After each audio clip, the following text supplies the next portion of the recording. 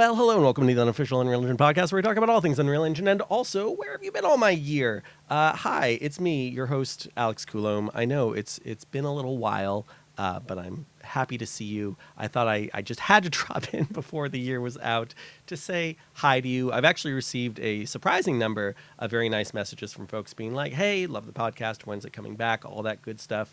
And the answer is simply, I want it to. I want to do more of this. I unfortunately keep overbooking myself, and part of what I'm going to be doing with this particular episode, which is just me, by the way, no special guest, is just to kind of go through what's been happening this year. Partially to be like, here's why I don't have time for the podcast, but also because I hope it'll be interesting to this particular audience. Pretty much everything I'm going to talk about is Unreal Engine related. So I've got like a bunch of tabs pulled up on my browser, and we're just going to go through a few various things one by one. And I hope it's useful. I hope it's interesting to you as we wrap up our holiday season here after a crazy 2025. But you know what happened this year? We got 5.6 as well as 5.7 for Unreal Engine. Truth be told, 5.6 came and went so quickly, and we were so busy over the summer, I barely had time to touch it.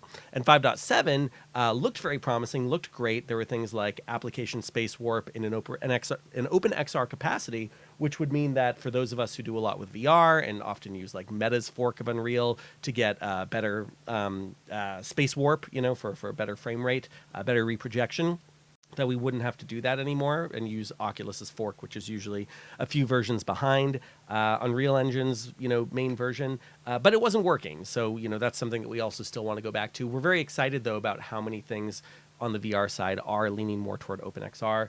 We've been doing stuff with Samsung Galaxy and with the Apple Vision Pro and all sorts of fun stuff that I will at least touch on. But let's just kind of go through it all. We're just going to have some fun here touching on a number of different things as I pull open various tabs on my computer. So it's not exactly going to be chronological order, but, we'll cover some stuff. So sit back, relax, and enjoy the rapid fire machine gunning of my here's what's been going on this year in 2025 for Alex Coulomb and Agile Lens and Unreal Engine and teaching and all that kind of fun stuff. So we'll start with, as I go, show overlay for those of us who see the video feed. This just came out today. Ian Hamilton, who wrote this nice article already about the Four Seasons 5,000 square foot holodeck, just published a nice little piece about our final shows of Christmas Carol. And longtime listeners of the podcast might recall that we've done previous episodes where we interviewed Yu Jun Ye, who's the lead developer at Agile Lens, on Christmas Carol. And we've talked about the show and some of the technical innovations we've done over the year. It's a piece that we've always treated as kind of an R&D sandbox, where we just kind of will treat it as like we released Body of Mine this year on Quest, and that required a lot of work optimizing Cameron Kostopoulos' heavier PC VR version and getting it to run on MetaQuest, and now we know how to optimize MetaHumans for VR.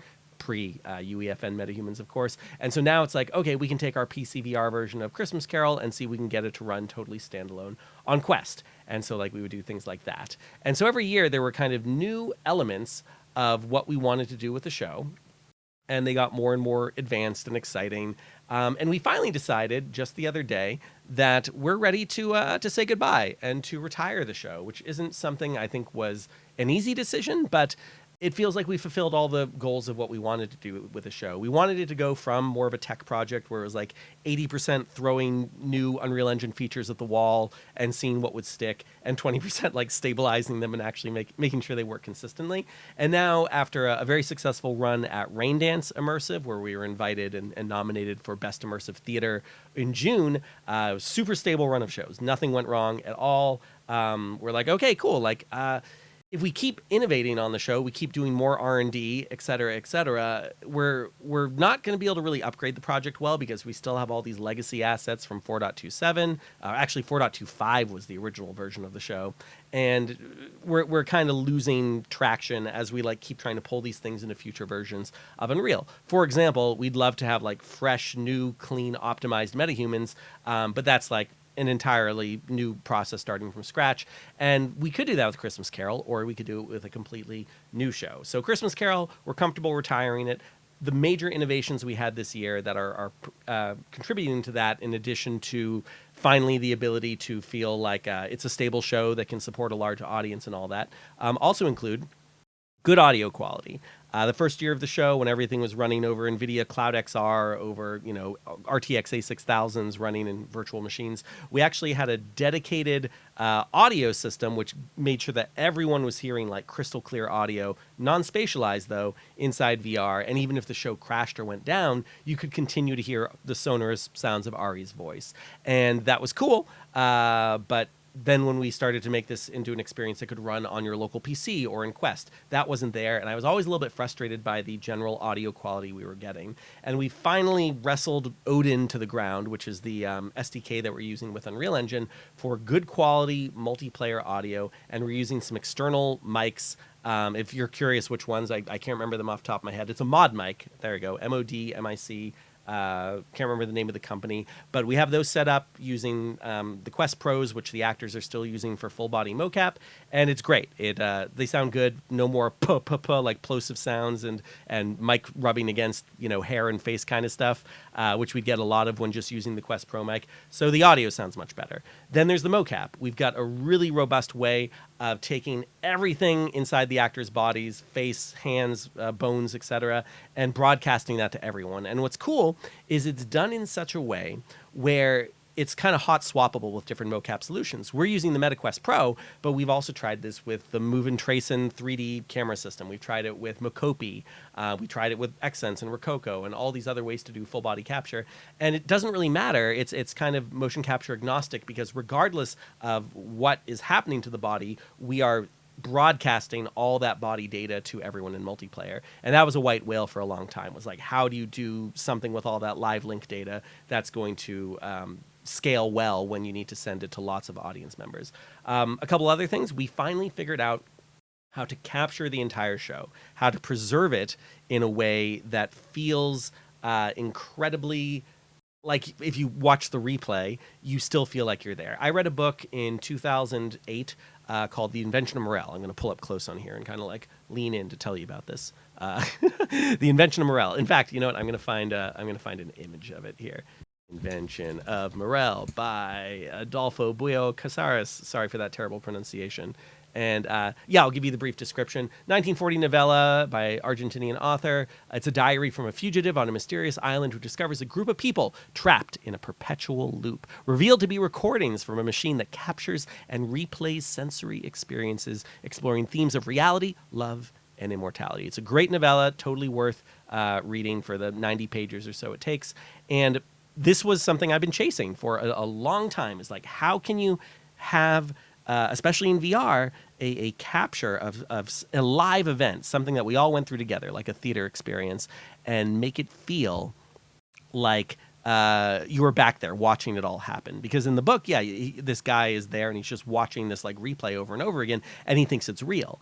And so now we can capture not just the mocap and the face cap and the show cues and the audio. We capture everything the audience is doing. Any weird little thing that happens during the show, it's all captured. It's preserved in amber. We can't edit it, even if we want to, which is like there's a blessing and a curse to that. It's preserved in amber, and it's exactly that forevermore, for the rest of time.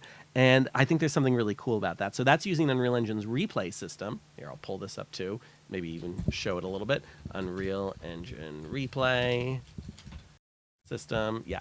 And so, this is designed for when you're doing like a video game playback kind of thing, where it's like, let's watch you drive through that course again. For anyone who remembers games where you could do like a ghost run and you could see, you driving that course in Gran Turismo or whatever a couple laps ago. So it's like that, but we're doing it with again, all the things happening over the course of a live show. And it was hard. We've been trying to do this for 3 years, and we finally have it, and it feels good. And recording the entire show is 100 megabytes. It's pretty cool, 100 megabytes to capture everything that happens over the course of this hour. And so what we're going to do, starting on Christmas Eve, like the way TBS will play like a Christmas story over and over again, we are just going to be able to, every holiday season, instead of doing the actual live show, we'll have this little flashback kind of thing. It'll be like, hey, we're going to loop a few of our favorite live recordings from this year's run. And you'll just get to pop in at any time. You'll see the ghosts of audiences past, because that's all preserved in there. But you'll also see who the other ghosts are who are joining you at that moment for the show. So, maybe we'll find some kind of way to visually distinguish them. It's actually, that part's not hard to do because that's your spectator pawn that's like on top of all this. Anyway, yeah, that'll be fun. That'll be a cool way that people can still experience the show. It'll feel live. Every little quirk, if Ari slightly augments a line or has a really funny moment like with an audience member, that's all there. It's preserved forever. And if one of you wants to be an audience member who just like flies around in circles doing zigzags or whatever for 20 minutes, sure, that will also be preserved and everyone will see forevermore every holiday season that's what you did.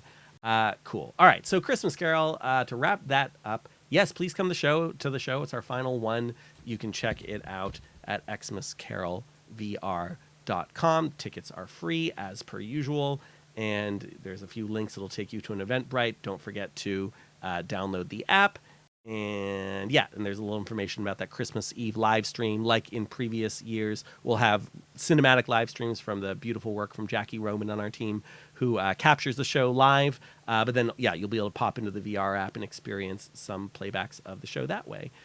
Similarly, for anyone in New York City, tomorrow night, Wednesday night, there will be an XR holiday party hosted by Unreal NYC, Unity NYC, XR Guild, VRARA, XR Motion, all these cool companies that are trying to put on a very exciting live show sort of thing. And it's co-sponsored by Meta and Epic Games. Oops, sorry, I got to share this tab instead. Just wanted to show you the Eventbrite.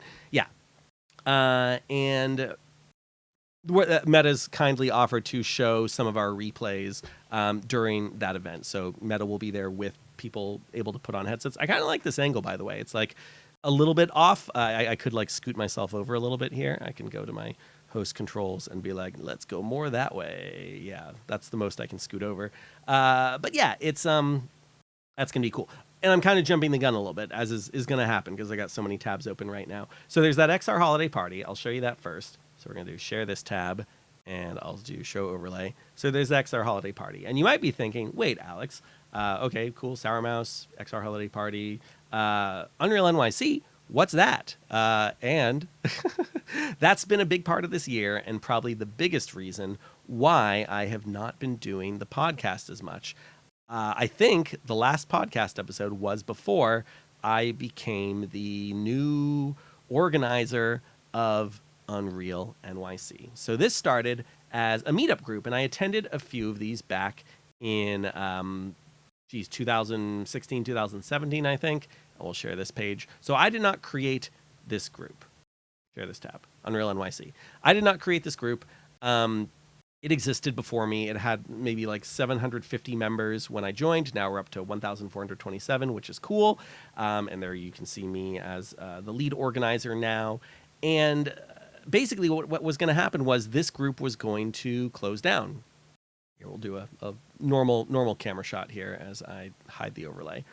So, this group was going to close down because there were no new meetups being hosted, basically post-pandemic. And James O'Loughlin, who was one of the assistant organizers before, was like, Alex, how would you like to take over this group? And I said, well, yeah, not something we've done before, but maybe I can grab some of my colleagues at Agile Lens and we can figure this out.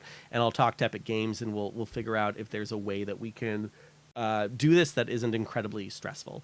And so one thing that came to mind was Epic's New York City office is a beautiful space, and they set that space up before the pandemic. So again, like there's not a lot of people in that office, and the main like summit area doesn't get activated a lot. So I started to talk to some people in the New York office, and we found a way that we could like host events there. And so actually, if I just go to some of the previous events, let's see, list of, I should definitely know how to find like our past events, upcoming, past.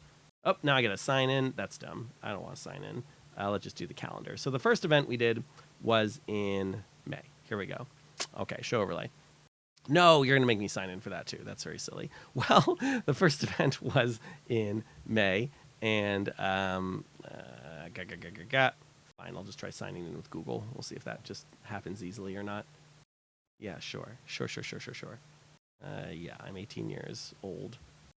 Sign up. Okay. No, I don't want to select things I'm interested in. La la la la. Date of birth. 1827. That sounds right. Right. Cool. Oh my God. Too many questions. Too many questions. Okay. Let's try that again now. Going back to Meetup. There we go. Haha. Okay. So now I can share the screen again. Share this tab. All right. So this was the first one we did, May 28th. It was meant to be kind of a pre-Unreal Fest celebration before Orlando. And it was great. We did it at Epic's office. We had, who do we have for speakers that time? We had, oh, did we not list them here? It was cool because we had an Epic speaker who was talking about, who works for Epic, who was talking about some of the new animation and rigging features coming in Unreal Engine.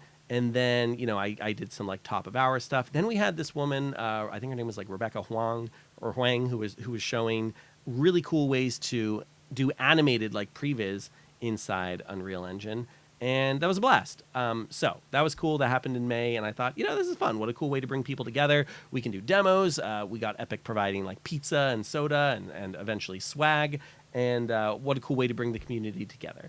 But then I was like, oh, I don't know how much we can like actually do things just at Epic's office. So then for the next one, we did it at Jet Set's studio. And this one was in July, right? Okay, so I'll share this one. Jeez, it's almost like I'm trying to catch up with an old girlfriend, and I'm like, "Hey, I got a new girlfriend now, and here we're doing some really fun things together. Let me show you."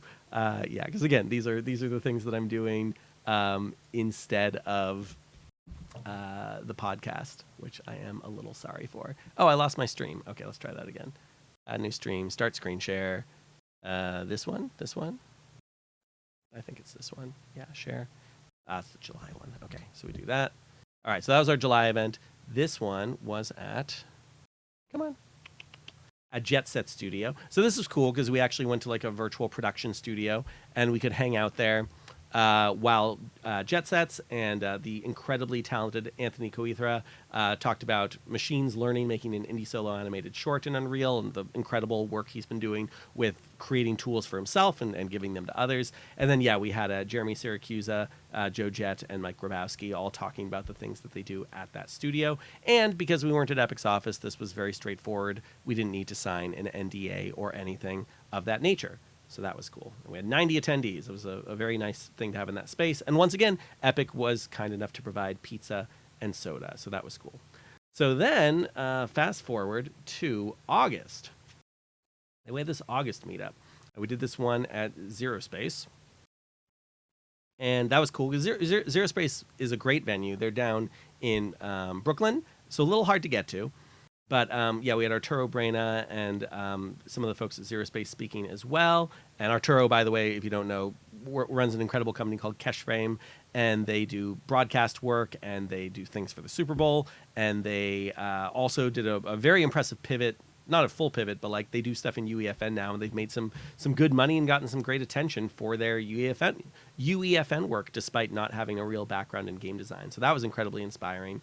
And that was cool. Okay, so it was around this time where I was like, hey, maybe let's try to go back to having an event at Epic's office. And so then, fast forward over to New York. And this was after 3D&Y, another really fun meetup in New York City, also had an Epic event there. And I also got to be a teacher for an AIA-sponsored event. Was kind of like how to use virtual production if you're an architect and want to use Unreal Engine and that kind of stuff. So this was in my capacity as like an Unreal Engine authorized trainer and training center. But it was around this time where I found out that I was doing the Unreal Engine events thing completely wrong, because there is actually a dedicated sect of Epic Games for community meetups. And as you've seen, we've gone months and months and months here without me being aware of that. I'm like pulling favors from person A and person B, and finding money from this department to order pizza. And it was it wasn't off the books. It was all by the book, and like there were different departments signing off on things. But it wasn't the way this is supposed to be done, as I learned here. And I think I was actually in like an Unreal Engine town hall meeting where I think Kathy Isaacs had like brought up oh, hey, and everyone be sure to check out like Unreal Communities. And I was like, what's Unreal Communities? Well, communities are in a second. First, let me tell you a little bit about this event because this was cool. Totally by coincidence, Matt Workman, the great and talented, who was also featured on stage with Corey, also guest of the show, Corey Strasberger. They both had a great thing with Blue and talking about metahumans at State of Unreal in Orlando. That was so cool to see them on stage. Matt Workman came to talk about how he's using metahumans and AI and had like a virtual band thing going on. And then Woody Davis, who I've also been on his podcast to talk about Unreal Engine and all that. He also came and spoke also a little bit about like virtual bands and all that kind of thing. So that was all cool. That was great. But this event became a little bit of a mess because of some of the things we were trying to figure out. But as part of that, I did end up finally figuring out how to work with the Unreal Communities team. So let me show you this. And this is where we really get into not just like what's up in Alex's world, but this could benefit you. So if you've made it this far into the podcast, pay attention. If you've got an Unreal Engine community where you live, as in like there are people around you who use Unreal Engine, there is funding and support from Epic Games to help you host meetups. Hey, check this out.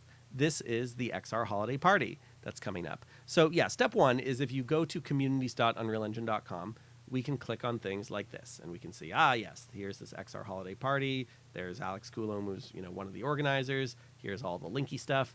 And that's in New York. Then we've got, this Pittsburgh event that's happening in January. And this looks like it's going to be online. So in theory, like anyone can join that. And then you can search by your region. So I'll go somewhere crazy. Like let's find like what's nearby, like London. Okay. So London, so there's actually a London meetup group directly. And we don't see any events coming up right now. But yeah, I mean, the other thing you can just pay attention to is like all these areas here. And then we can also just look at what the upcoming events are here. So there's Global Game Jam, there's Unreal Chicago, et cetera, et cetera. And then if you're like, let's go back to the London example. If you're like, oh, hey, it looks like London isn't having that many events right now, you could apply if you're logged in. You can join, but then you can also apply to be an organizer. And that's basically you saying like, hey, I could be a community leader and I could start to get together people at certain locations, venues, offices, parks, whatever, for Unreal Engine meetups.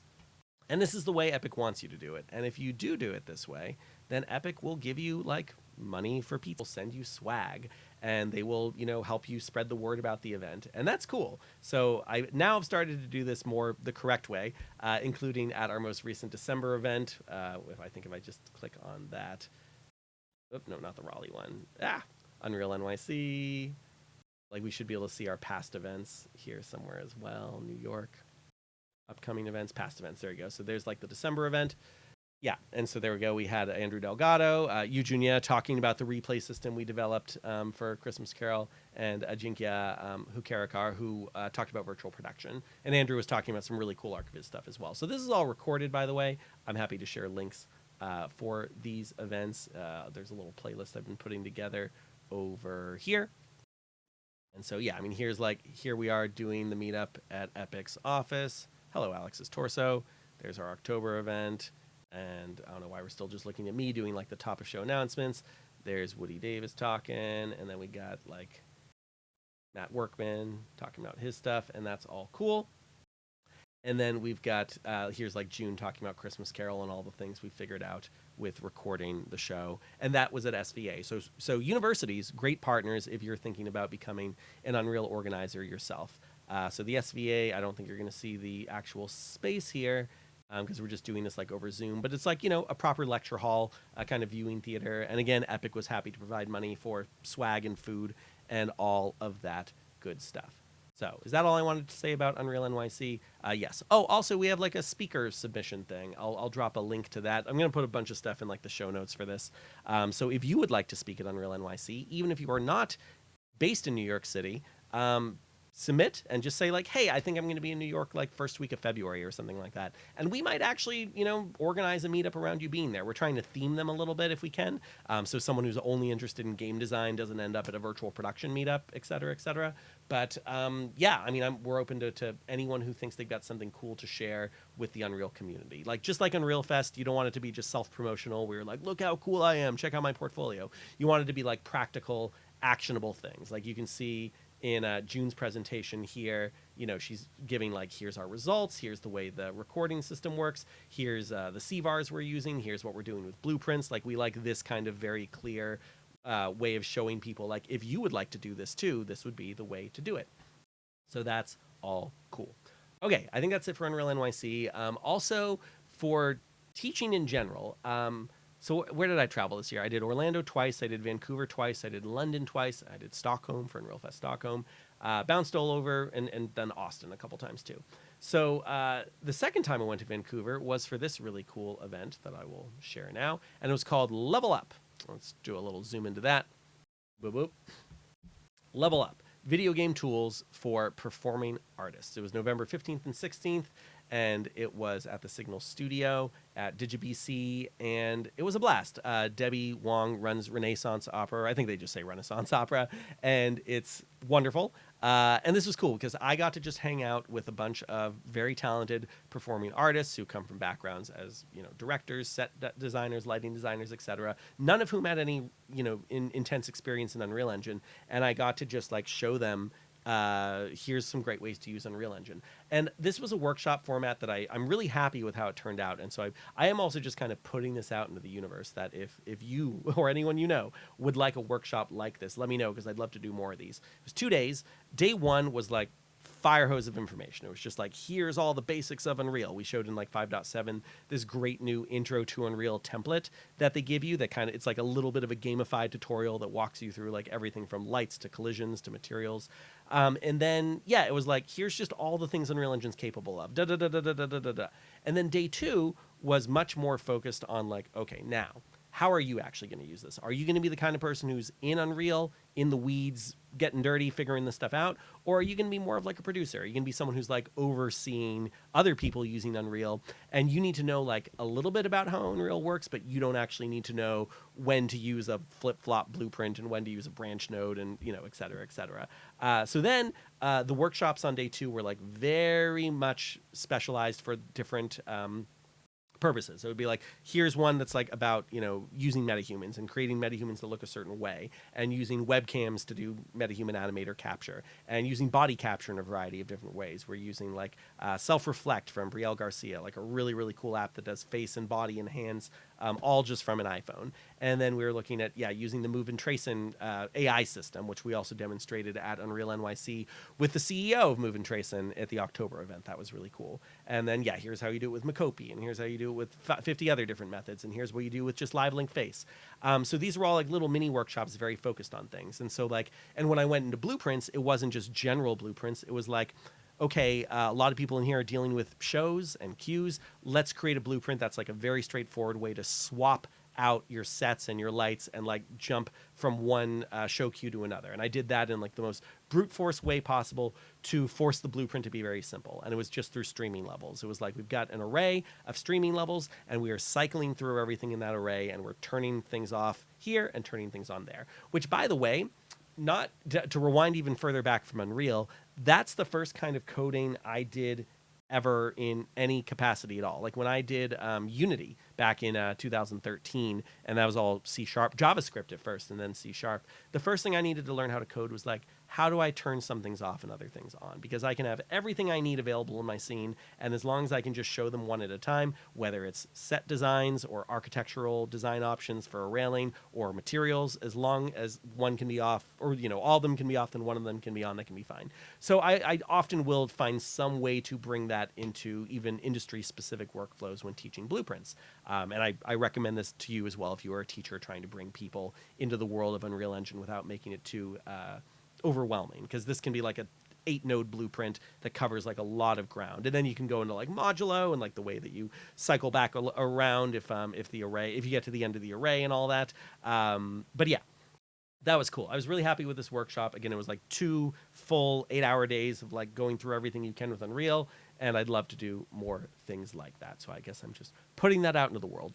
I also brought my kids to a lot more events this year. For anyone else who's a dad, some of you might remember I had a podcast called XR Dad back in the day with Logan Smith, and that's kind of still going strong. I'm still finding excuses to bring my kids into the world of Unreal, into the world of VR. So I actually had my 8-year-old at this workshop, and I let him teach people the basics of navigating Unreal and using an Xbox controller in the editor, and WASD and Q&E and zooming in and zooming out, and F to frame in on things or focus. And that was really cool.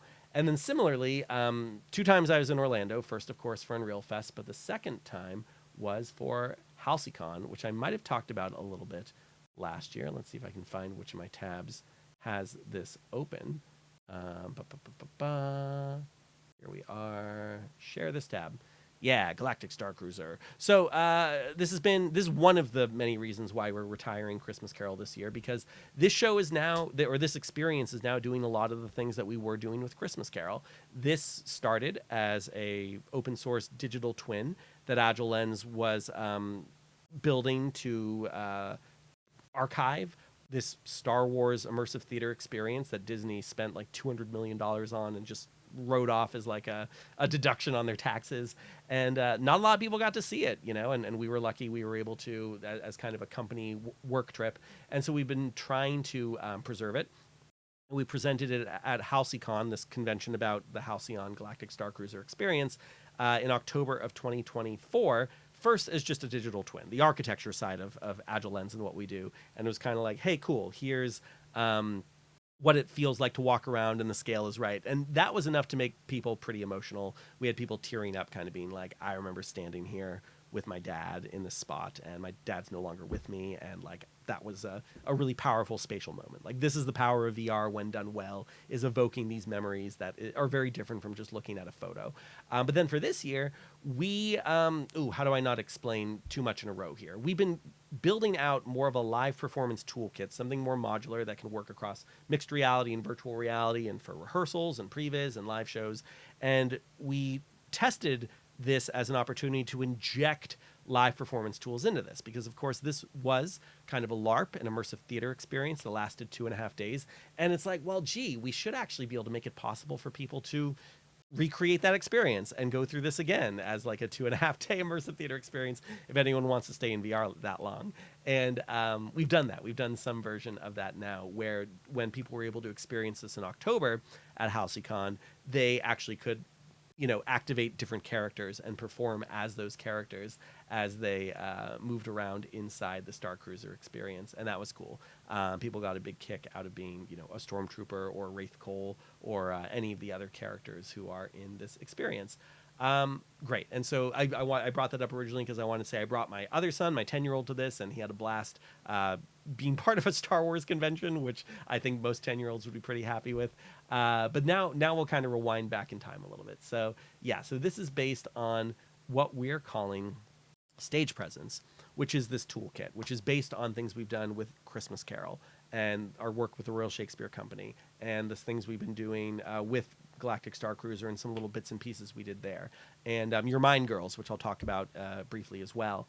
But now it's like we have all these different productions where we built very specific things for those productions, and we want to reuse them. And so rather than dealing with constantly migrating from one Unreal Engine project to another, we want them to be templates and plugins and toolkits and things that we can easily reuse. So that's what we're calling Stage Presence. This thing that has a lot of capability for rehearsing a show, for prevising a show, for doing things for the actors, for the stage managers, for the understudies. We've got scripts everywhere. We've got rehearsal cubes. We've got the ability to turn physics on and off. We can put in the size of a set or a stage and engage with that. And it is all very exciting. I'll show you a little bit more about this on the new and slightly more modern looking Agile Lens website. We've stripped away all the stuff that we've had since 2018, very, very Weebly. And now it's like, okay, here's a bunch of our clients. Here's some Four Seasons stuff. Here's some Royal Caribbean stuff with a VR hot air balloon ride we worked on this year. That was very cool in Unreal Engine. By the way, started as PC VR. Then we stripped it down into something that was still sixed off. And there's a real, balloon that matches with this physical balloon. There's a sixed off virtual balloon that matches with the real physical balloon. But then everything you're seeing is 360 rendered. And that turned out really well. But let me scroll down for a second to show that holodeck anywhere. That's the New York version of the holodeck, by the way. That's very cool. The same thing we did in Austin. We have that in New York now. If you want to do some crazy photoreal ray traced VR in New York, let me know and we'll connect you with that. Okay, so here's the first kind of iteration of stage presence, which we did with the Royal Shakespeare Company.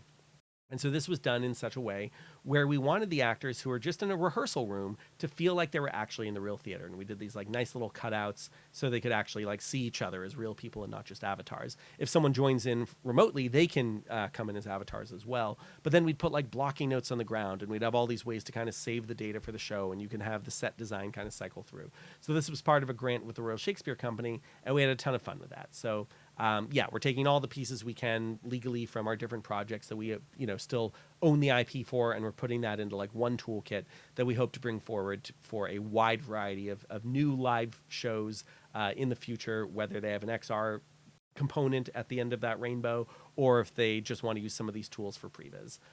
So that's been really, really fun. We have some nice testimonials. Cool. Read the nice things people say about Agile Lens.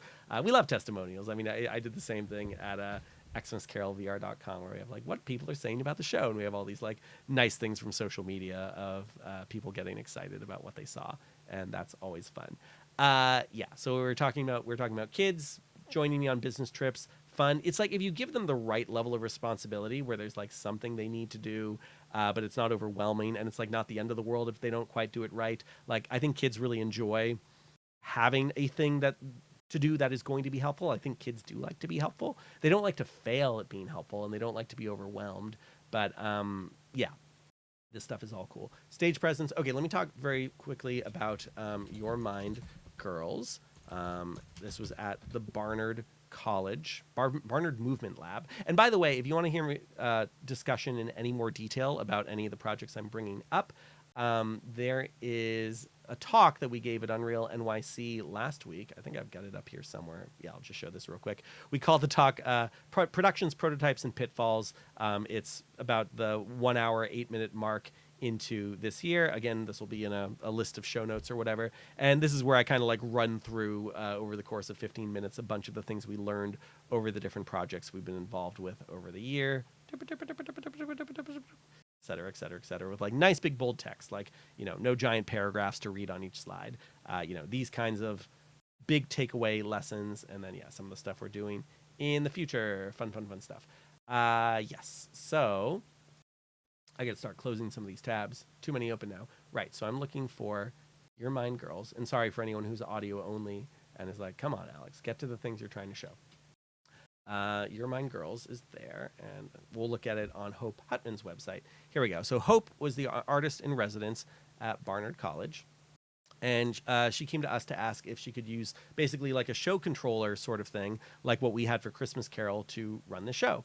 And we were excited about the project, and the scope of it kind of kept getting bigger and bigger and bigger. And unfortunately, we continued to be very, very excited about it, which meant it became a lot of work. But the cool thing about this was, as far as I know, the world's first like proper mixed reality play where there's one actor on stage. Here you see Dawn, the actor, rehearsing. During the actual show, she did not wear VR. Here's the actual show down here. Get that little GIF going. So she had to know where all the virtual characters and set pieces and whatnot were going to be on stage, and she had to look right at them, make eye contact, and have these moments with them. And yeah, one of these people is not human. That one right there. So this was really cool because we had a whole audience there. All of them were wearing Quest headsets. I don't have a Quest headset right here, but they're in pass-through, and they can see real Dawn, real set, real lights, and then virtual lights, virtual set, virtual characters, all acting together. And this was all co-located using the same system that we've done for our holodeck in New York. We're using meta-shared spatial anchors to co-locate all the content everyone is seeing. By the way, much easier to do that in standalone VR compared to PC VR, but by golly, we finally figured it out for PC VR. Now we're trying to figure out how to do that with Aruco markers and QR codes using things like ALVR, which has like more open source components for PC VR for that kind of stuff. But anyway, yeah, this was another influence for the kind of stuff that we are trying to do with our work in the future. We love the idea of getting people into a room together for a mixed reality show. I'm particularly excited about opportunities where we could do this plus Christmas Carol, like something like there's a way for people in the room to experience the show together right in front of them, but there's also opportunities for people from around the world to join in and be in VR and experience the show in that kind of way as well. Live, you're still a co-present audience. You just have the virtual reality version and the on-site mixed reality version. So I keep having new dreams, and like that's my new, not my newest dream. I've had that dream for a long time, but like that feels like the next one that's in reach, where if we found the right partner, found the right funding, like we could do something really cool with mixed reality co-located audience and virtual audience joining in a different capacity to experience a cool live show. Okay, let's look through a few more of my tabs here. I'm just going to close some of the things we don't need to talk about anymore. Christmas Carol, goodbye. Christmas Carol, goodbye. Unreal NYC meetup group, goodbye. Doop, doop, doop. We're almost done. We've gone through a lot of stuff. Okay, I haven't talked about Unreal Fest at all. Unreal Fest was cool this year. Once again, like last year, I ended up going to two Unreal Fests. I did Unreal Fest Orlando with most of the Agile Lens team. We had Dante and June and Wit on my team all teaching, and then I gave a talk called, I think I got it pulled up somewhere here, called not I Wish I Learned This Sooner. It was, where are you? No, not that one. Well, yeah, Unreal Fest Orlando, and my talk was called The Best Template You're Not Using, about the collab viewer template, which ironically enough, Unreal Engine, love the thumbnails they do, was a talk that I thought I had been asked to give the year before. So what had happened was a couple years ago, Epic actually accepted way too many of my talks, and I had to tell them, look at that lighting, by the way, nice lighting. Thank you, Epic, for making me look so cool. Purple's a good color for me. And Epic, accepted too many of my talks, and I had to push back and be like, I will die if I give all these talks. And one of them was about the collab viewer template. So then the next year I forgot about that, and then I saw my name and collab viewer template, and I started to prepare like a collab viewer template talk. This is for Seattle in 2024. And then I was like, no, I'm not giving a talk about that. But then I submitted the talk again, like properly, for Unreal Fest Orlando. And then, yes, that got accepted. So I gave this talk, and it was fun. And we actually talked a little bit about Galactic Starcruiser. And we had just like gone Galaxy's Edge and scanned like a bunch of stuff to include in our project. And then I think we see a little bit of like, here's the Galactic Starcruiser stuff at the end there for Star Wars. Cool. That was fun. And then I went to Unreal Fest Stockholm, which was amazing. What a cool city. What a cool venue. And I got to give kind of the sequel to my Prague talk called I Wish I Learned This Sooner. Is that right? Yeah, there we go. Yeah, and so this was, just another bazillion tips and tricks compiled very much by the Agile Lens team, and this has gotten a very nice response. And yeah, this is all in my playlist called Alex Coulomb Unreal Engine Talks, and that playlist grows by the day or year or whatever. And I'm really happy to see that people are finding this useful. There's like all sorts of, some of these are like very, very quick tips. And then in other cases, it's like, here's a very specific way we found to deal with like destruction in standalone VR. Because we did another project this year called City of Apparition, which needed to have some pretty complex effects all running on standalone VR. And that project's had a very cool run touring like Taiwan and things like that. Cool. Okay, so Unreal Fest was great. As usual, met a bazillion awesome people. I met plenty of fans of the podcast. Thank you for your support and for hanging out with me and making me feel like a special loved person. And it goes right back at you, of course. And then a couple other things I want to mention as I close down a few more tabs are, don't forget to submit to Unreal Fest Chicago. Just yesterday, they announced that they have a call for speakers, and they are even saying, there we go, apply to present. Oh, I lost my stream. Oh, it's because I can't close the tab that I'm sharing right now. Okay, so apply to present at Unreal Fest Chicago. Here we go. So this is the hottest news I can give. This was probably the oyster that tipped the camel's back. That's not right. The needle in the haystack that tipped the haystack over. This was the final straw that made me want to be like, let's just go do an episode, because it's like, I should make sure people know to apply to Unreal Fest, because Unreal Fest prices keep getting more and more expensive. And I don't love that, because I do want this to be an event that feels accessible to everyone. But the best way to have an affordable Unreal Fest experience is to get a talk accepted. It's going to be June 16th to 18th in Chicago. Surprisingly, I don't think we've heard an announcement yet about the other Unreal Fests for 2026. But as they say, we're looking for talks that are going to make people feel inspired, energized, enlightened. Don't just show off your portfolio. Oh yeah, here's some nice shots of Unreal Fest Stockholm. Such a fun time. And yeah, the submissions close January 22nd. There's a big apply now button at the bottom. And here's the call for proposals. Yeah, here's what we're looking for. It's what we're not looking for. Proposals will be evaluated based on relevance to the audience, subject matter expertise, speaker credentials, and technical details. So here's the other thing too, is you can submit more than one talk. For Unreal Fest Stockholm, I wasn't sure if they were going to let me come back, because usually they don't have, North American speakers travel to Europe unless they work for Epic. So I was like, oh, I really want to go. What do I do? Because also there were like friends from like Finland and whatnot that I wanted to hang out with in Stockholm. So I did 6 submissions. I submitted 6 different talks to Unreal Fest Stockholm.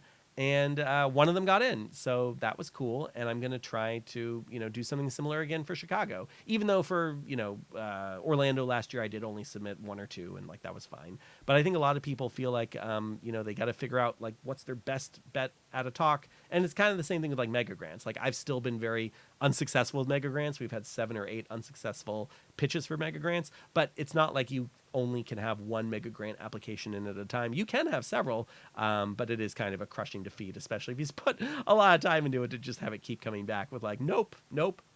And so certainly like that is a risk. You could put a lot of time into making sure you've got some killer talk proposals for Unreal Fest, and then for reasons that you couldn't know, like there's too many people speaking about metahumans, or there's too many people speaking about the new mutable sample or something like that. They might just be like, no, we're not doing any more talks for that. But again, you're going to maximize your chances by having a wide variety of possible things to talk about.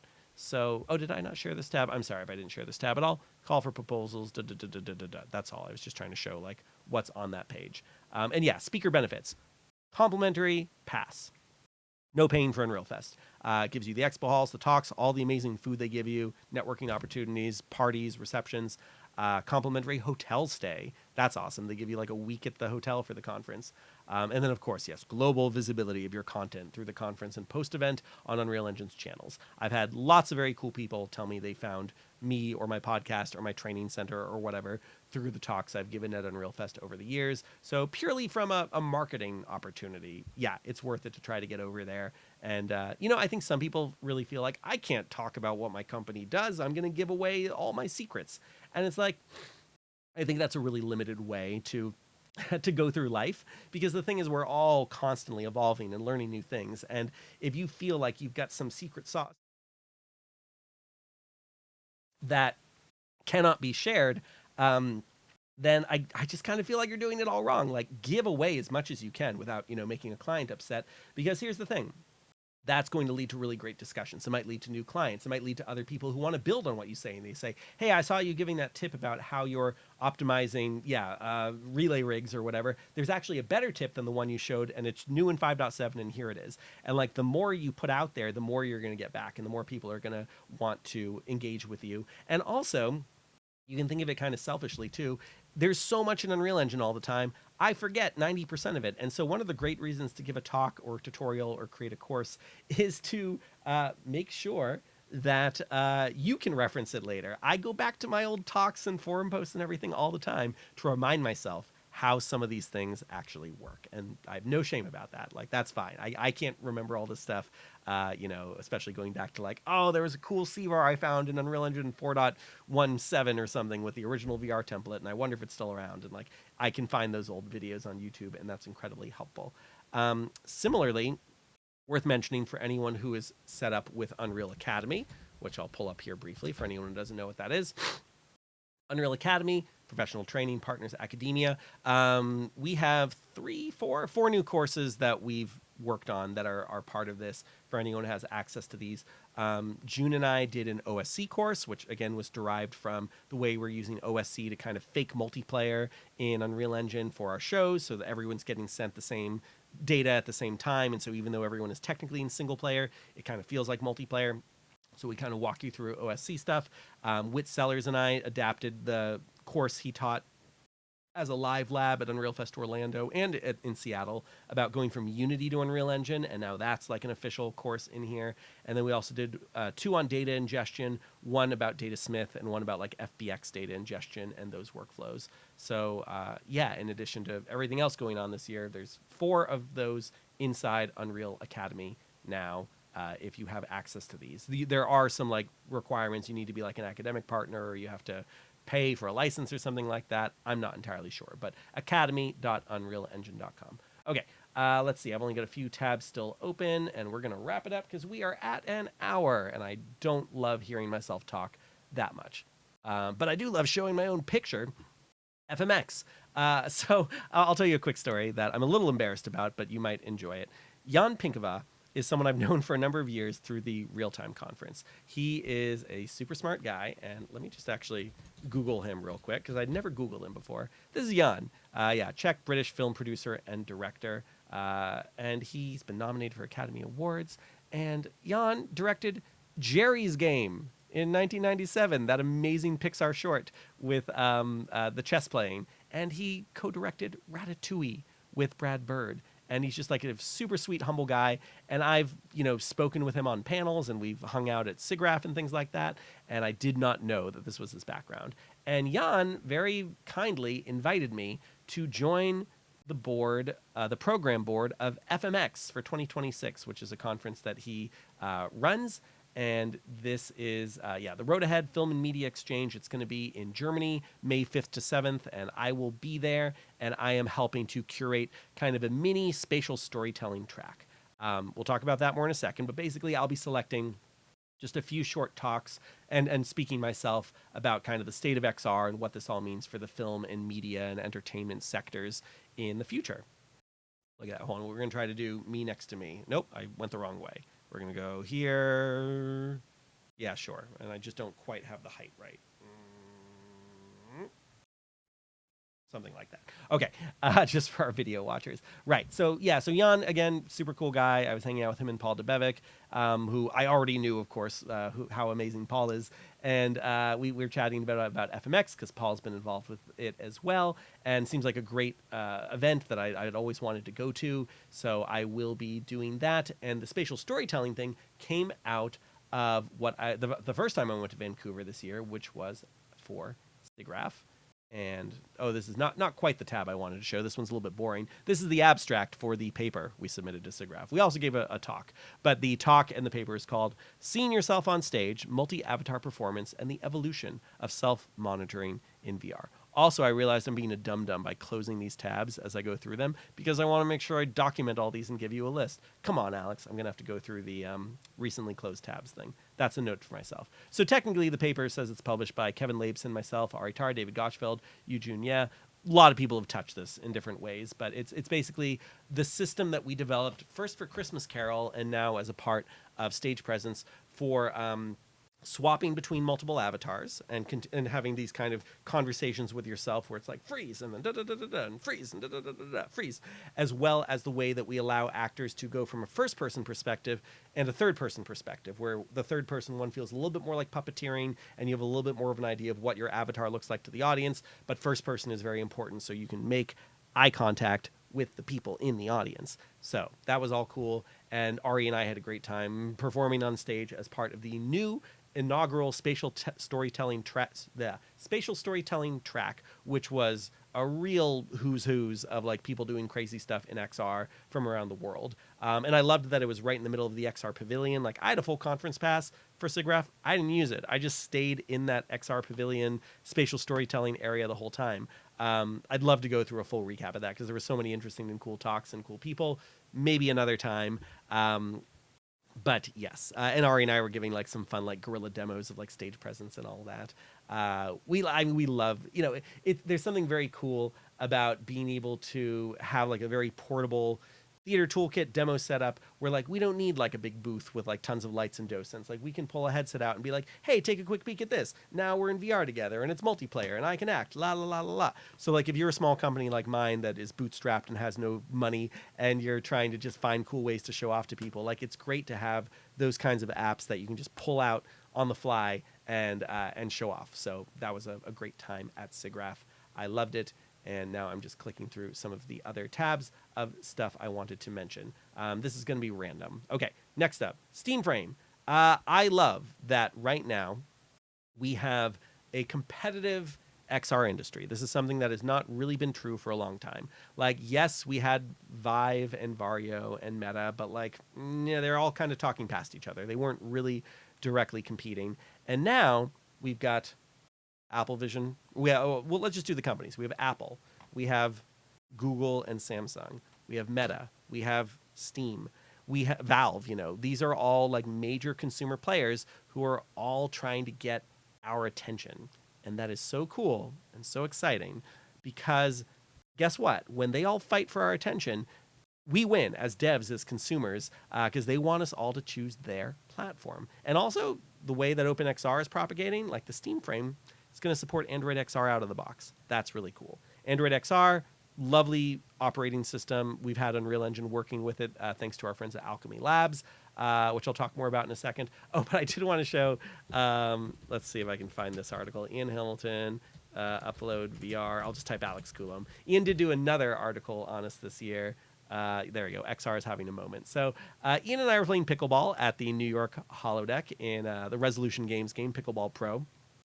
And then our audio didn't record because FaceTime does this weird thing where it won't record anyone's audio. Even like there's not even like a prompt to like give permission or anything like that. You just can't record audio. So even though Ian and I were having this really deep discussion about the state of the XR industry, I just did like a recording afterwards of like some of the things Ian and I were talking about as we were playing pickleball, which felt really good, by the way. And then Ian kindly like did an article about it, or he's like, yeah, listen to what Alex says here. So feel free to click through that and read some of that if you like. Briefly, Apple invited us to a developer event in New York. They are serious. A lot of people think Apple really messed up with Vision Pro. I humbly disagree. This headset, it's a dev kit. It's an early iteration, but we are going to see Apple in it to win it for the long haul. And I say that because of the team who is working on this. And unless Apple decides to fire them all for some reason, getting to spend 3 days with them in New York and understand their design thinking, their approach to what they want to do with this ecosystem is incredibly exciting and impressive to me. And it made me much more eager to build for Apple Vision Pro, especially with Unreal Engine if I can, in the future. On that note, there's something exciting for all of us Unreal Engine users. Reddit, Unreal Fork. Let's see what comes up here. Oh, look, it's my LinkedIn post. Great. Glassbreakers game. Yeah, so this is me tagging a thing from Reddit where Polyarc, who makes Moss. Yeah, I'll read my post here because I'm tired and I want to stop talking soon. Or I want to stop thinking soon. Huge news, a free Unreal Engine VisionOS specific fork is coming from Polyarc, the geniuses behind Moss. From the company, we just announced the release date for Glassbreakers. It's out now, it's November 13th. It's the first game built in Unreal Engine to launch on Apple Vision Pro with full cross-platform play. MetaQuest 3S, Steam VR, and AVP. Yes. Apple Arcade members will find the game on launch day. Yes, I've played it. It took a lot of work to integrate Unreal Engine with VisionOS, but doing the work not only allowed us to bring Glassbreakers to Apple Vision Pro, but we're hoping this helps pave the way for more UE-based games to make their way to the Apple platform. We're planning to post a fork of the Unreal Engine with all the enhancements and work that went into integrating the engine with VisionOS so other studios can grab the code and learn from the work we did. Very exciting. So we're looking forward to that. I did email Polyarc and say how excited I am about that. Would love to have them on the podcast to talk more about it. But yeah, we'll see where that goes. That would be really cool because I know how limited the Unreal Engine community is felt by what they can do in Unreal Engine. And make no mistake, by far the coolest things you can do in Vision Pro right now are using the native tools, Swift and Reality Kit and Reality Composer and all that.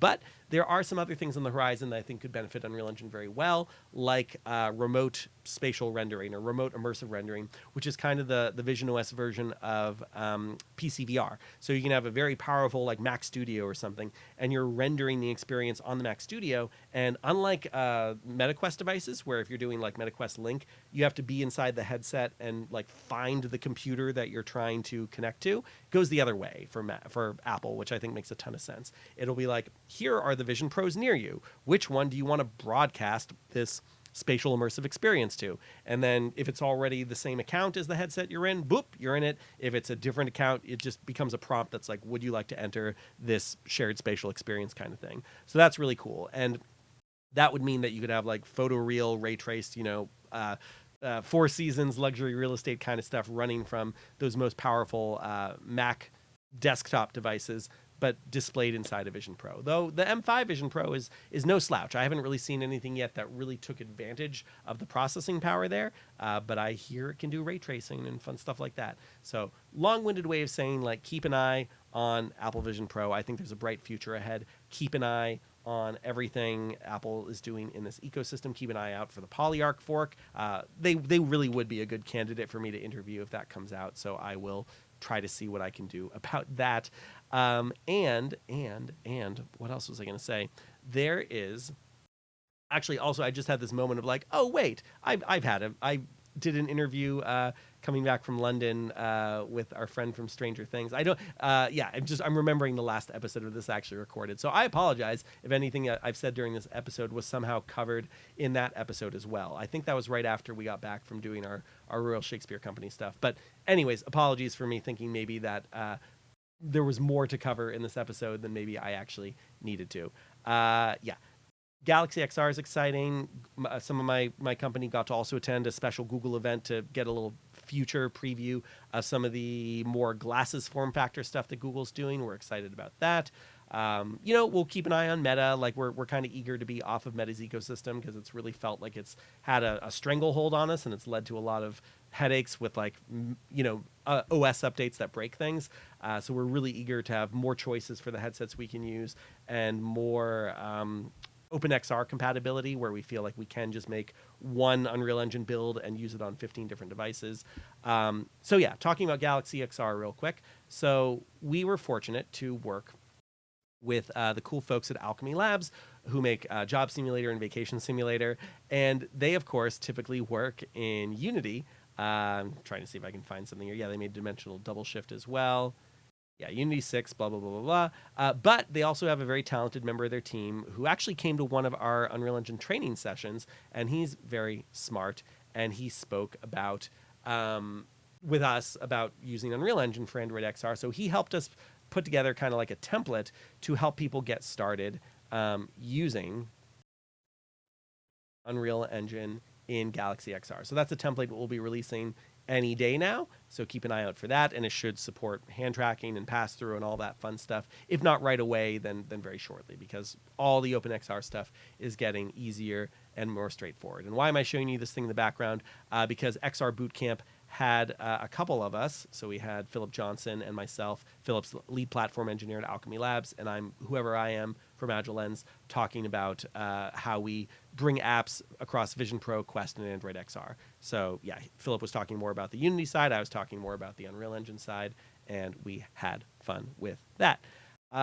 Cool. So that was that. And then similarly, also for XR Bootcamp, here's June and I, very much leaned on June for this. We had a presentation where we talked about how to package your Unreal Engine experiences for MetaQuest. And so again, just something I will put in the show notes, all the different ways you do things with the Meta plugin, the Meta fork, what's new across different versions. And I hope this is tremendously helpful to anyone who has struggled to get MetaQuest working on a headset before. And again, you're like, why are you giving all this away? It's like, because this should not be a headache. We don't want people to get hung up and give up on using Unreal Engine or VR because they can't figure out how to package their XR apps. And there's some gotchas in here. So like, we want people to know. And, again, it helps us. Like, we can go back and review this as well. So this is good, like, company documentation too. So you'll see some links to those videos. What else? I think we're almost done. I know I've said that a couple times. NYVR. Okay, I think the last thing we're going to talk about is Worlds in Play. Oh, and this is for the future. I'll share this first. MIT Reality Hack. It's a ton of fun. Last time I did it was 2020, right before the pandemic. It was like the last big gathering I did before the pandemic. Last time I was a hacker. Now I'm going to be a mentor. And that'll be much less stressful, and I will just sit there and let people come to me with their Unreal Engine questions, and I will try to help them and still get at least 6 hours of sleep per night. So that'll be fun. I'm like starting to get old enough now. Hold on, I'm 38, and like, boy, like I can only do so many all-nighters in a row now, and I get like properly exhausted. Even Christmas Carol, just with this final run, is like I'm not even doing that much with it, but like every Friday and Saturday and Sunday of doing the show and then going back into the week, like it's a lot. So I'm glad we're ending the show for that reason, among others. Like it'll be nice to be able to relax around the holidays. Okay, final thing I want to talk about before I let you all go, you fine, lovely folks for the day, is Worlds in Play. We're sharing this tab. So you might see a sweater here. It says play. This is one of those things where it's like I don't really want to talk about this event because it feels like a really special, best kept secret kind of thing.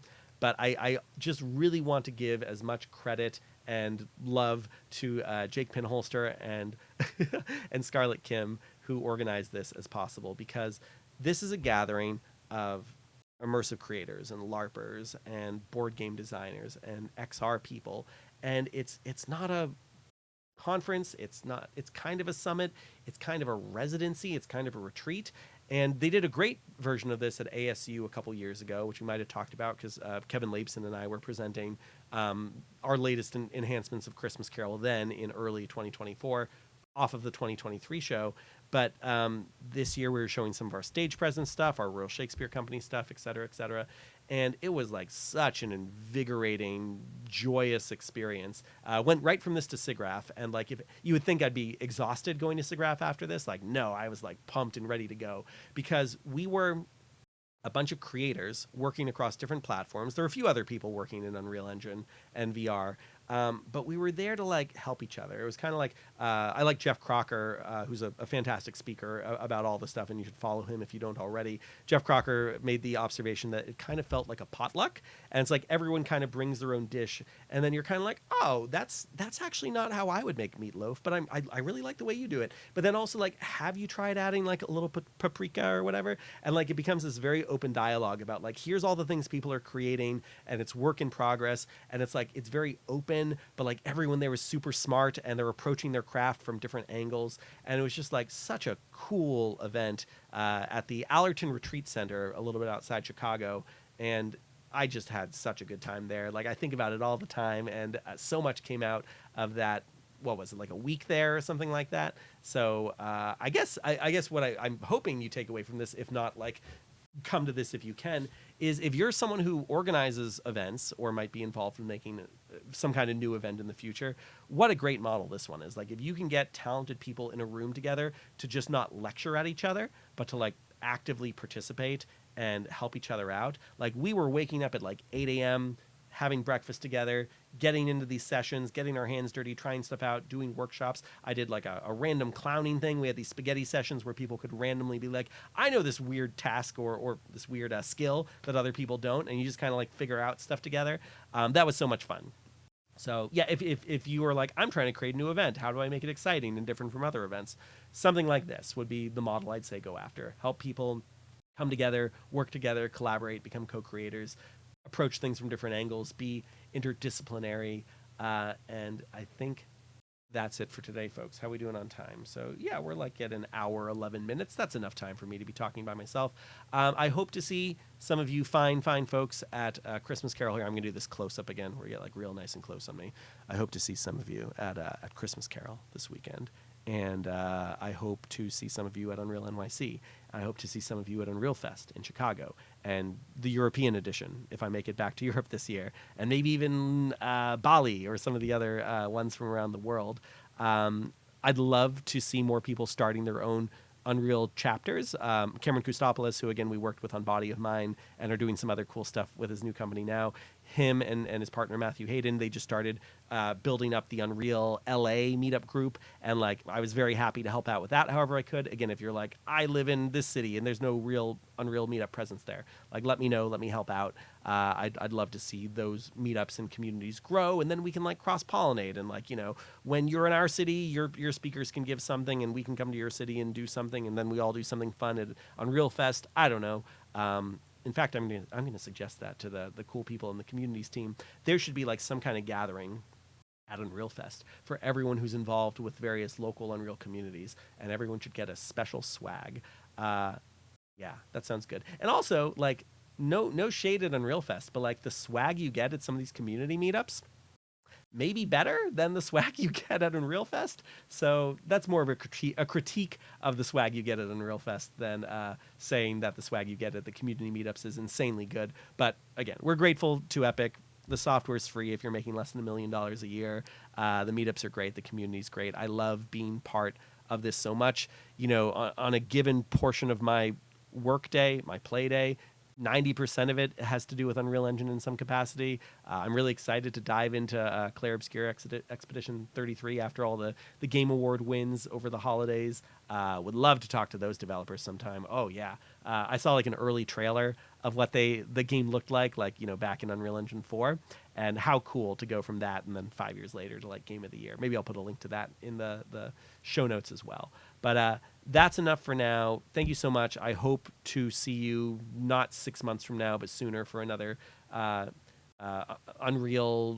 Unreal Engine meetup podcast episode. Hopefully doing more interviews. Like the interviews things is really fun. If I could find the time, I'd love to also do interviews with the people we have at Unreal NYC because they're all super cool, and I'd love to do more of these at Unreal Fest. Hey, if anyone wants to just be my I was going to say clone, but like assistant and just help make more of these things happen. It just feels like there's never enough time in the day.